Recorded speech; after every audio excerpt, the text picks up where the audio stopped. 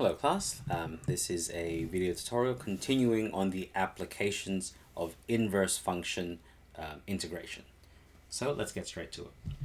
So in this video we'll be looking at solving for values of k in these integrals. So let's get to it. So for this one we just follow the exact same procedures for this. This 3 I'm going to factor out, so 3 integral from k to e cubed of 1 on 2x dx should equal to 3. And already I hope you can see we can simplify this problem by dividing by 3. I'll do that in our next step. The integral of this one is going to be ln, absolute value of 2x dividing by the coefficient of the linear expression, so 1/2. We're going to be substituting from k to e cubed. And as I said, we're going to divide by 3, so 1. From here, again, we can simplify this. I'm going to multiply by 2 in my next step. Actually, I'll do that first. 2. And now I'm going to substitute e cubed. This will give me ln of absolute value 2 e cubed minus ln of 2k. Let's take a close look at what would happen if I just substitute that. ln of 2e cubed. That just gives me a nice ln 2 plus 3. Oh, I see how that's happening. Using log laws, this gives me ln 2 plus ln 3 cubed. Because remember, when we add these, oh, actually, that actually made me realize the next step. This actually might make it easier if I just combine these two. So this will be ln, absolute value 2 e cubed over 2k equals 2. From here, I'm going to raise both sides by the power of e, so e. This will give me 2e cubed over 2k, because these will cancel, equals e squared. From here, I'm going to multiply by 2k and divide by e squared. So this gives me 2e cubed over e squared 2k. Oh, and I realize we could have just left the 2 there. So this gives me 2e cubed over 2e squared equals k.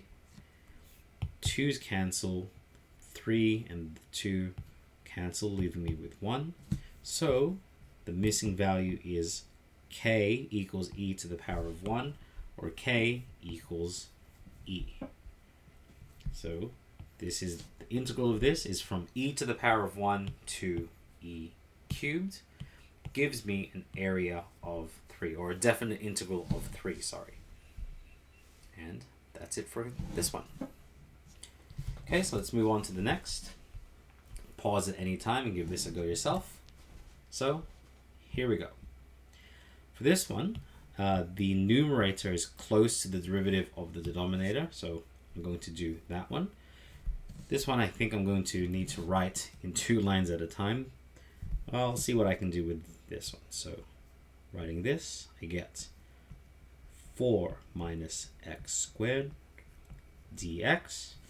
I'm going to differentiate the denominator to give me negative 2x. This is still the exact same thing, but a lot same as this. But then this, I need to multiply or divide to go back to the original expression here. So we can do that by dividing by negative 2. From here, I can integrate this. This will give me ln, absolute value 4 minus x squared, from k until 2k. Now this negative half, I'm going to multiply by negative 2 to this side. This will give me negative 2 ln of root 10 on 8. And there we have it.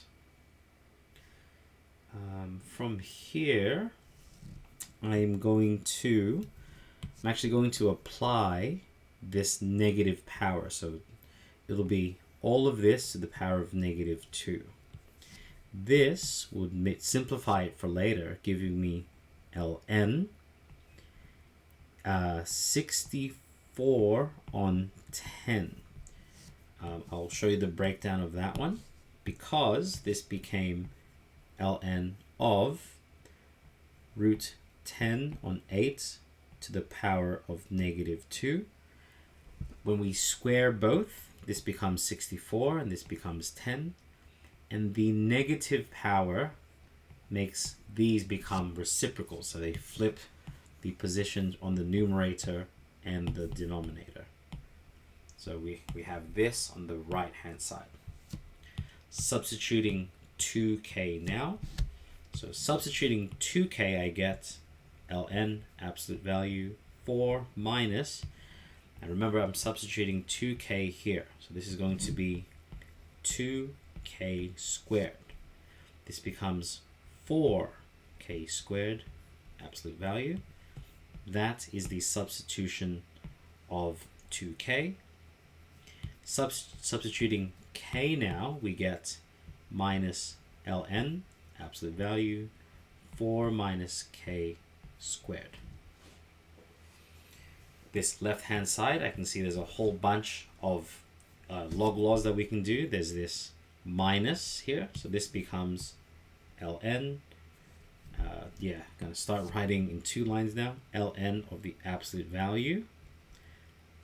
This is in our numerator, 4 minus 4k squared over 4 minus k squared equals ln of 64 on 10.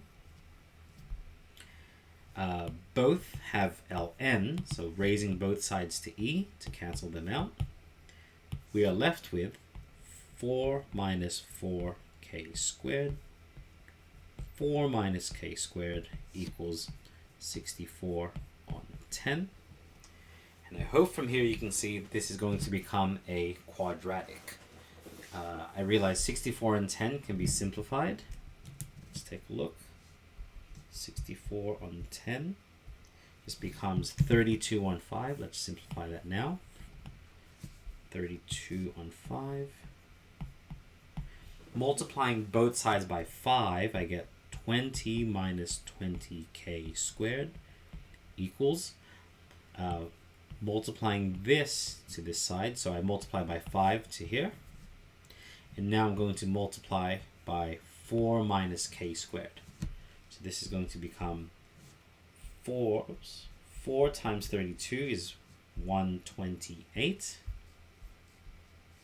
So 128 minus 32k squared. I hope you can see what I did. I brought this by multiplication, so it's 32 times 4 minus k squared, and that is the expansion in the next line. And I hope you can see this is just going to become a quadratic, a basic quadratic.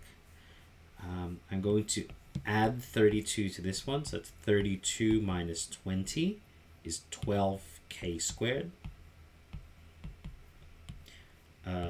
Subtracting 20 to this side gives me 108. K squared equals 108 divided by 12. I believe should be 9. Yep. K squared equals 9, which means k equals plus n minus 3. So we have 2 solutions for this one. Now before you think, we can't have the negative here. This would mean our integral would be from 3 to 6 because it was k up until 2k. Or the integral could have been from negative 3 to negative 6. Paying close attention to this one, this means that the boundaries go backwards. It's going from -3 to more negative to -6. And that is still actually allowed. You can go backwards in these, although it's rather rare. So I hope that's given you an insight into solving for values of k using the inverse function integration. Hope to see you in the next video, and best of luck.